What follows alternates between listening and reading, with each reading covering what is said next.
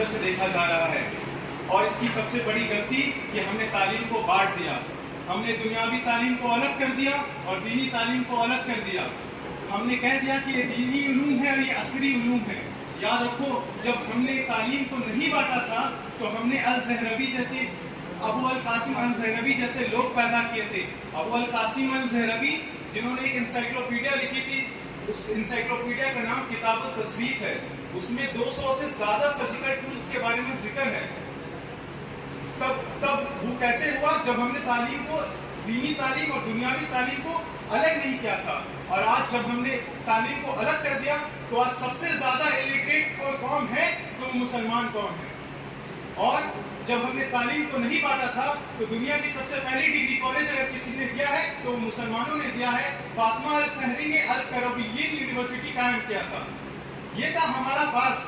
اور آج کیا ہے ہم؟ اس قوم کا یہ حال کیسے ہو سکتا ہے جس قوم کے قرآن کی پہلی آیت جب نازل ہوئی تو وہ کوئی قرآن کی آیت کا نام اقرا تھا، یعنی پڑھو. اس قوم آج سب سے زیادہ ایلیٹریٹ کیوں؟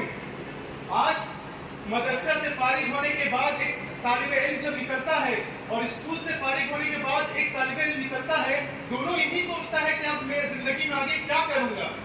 لیکن جو اسکول سے فارغ ہوا طالب علم، اس کو یہ نہیں آتا کہ نماز میں جب رکوع میں جاتے ہیں تو کیا پڑھا جاتا ہے، سونے کی بعد کی دعا، سونے سے اٹھنے سے پہلے کی دعا انسان کو نہیں پتا.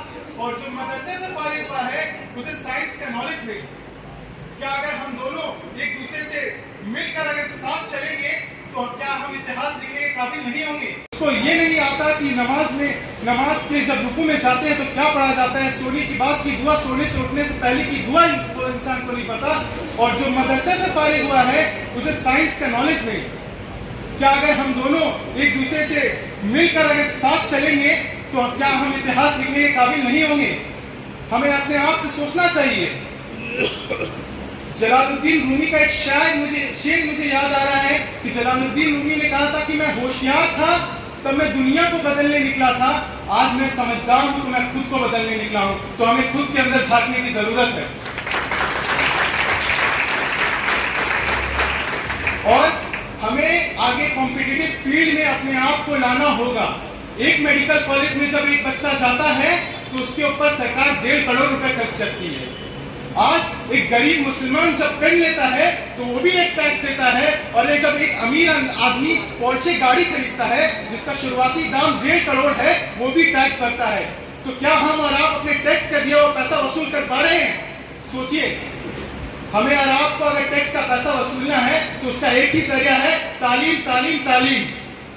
ایک میڈیکل کالج پر سرکار ایک بچے پر 1.5 کروڑ روپے خرچ کرتی ہے. اگر یہاں بیٹھے تمام نوجوان یہ تہیا کر لیں کہ ہم ڈاکٹر اور انجینئر بننے کے لیے آگے کام کریں گے تو ہم سرکار سے کتنا ٹیکس کا پیسہ وصول کر سکتے ہیں؟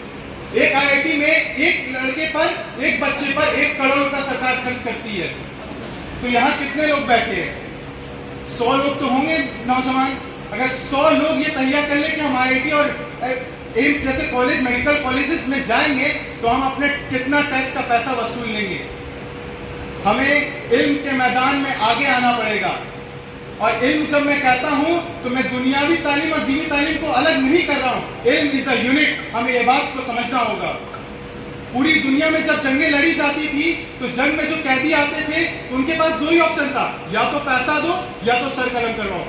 اکلوتا واحد انسان ہمارے اور آپ کے نبی حضرت محمد صلی اللہ علیہ وسلم تھے جنہوں نے تیسرا میسج لایا کہ تم ہمارے بچوں کو تعلیم سکھاؤ. کیا وہ جو جنگی آتے تھے کیا وہ دینی تعلیم سکھانے کے لیے آتے تھے؟ ہمیں آپ کو سمجھنا ہوگا اس بات کو.